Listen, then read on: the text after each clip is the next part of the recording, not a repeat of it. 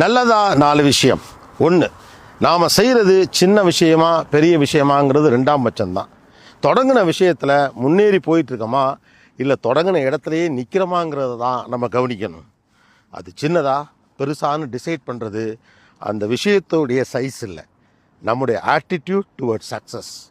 2, அறிவுங்கிறது கிடைச்சது எல்லாத்தையும் எடுத்துக்கிறது இல்லை, எது வேணும் எது வேணாம்னு சரியாக முடிவெடுக்கிறது தான். அதாவது ப்ரையாரிட்டைஸ் பண்ணுறது.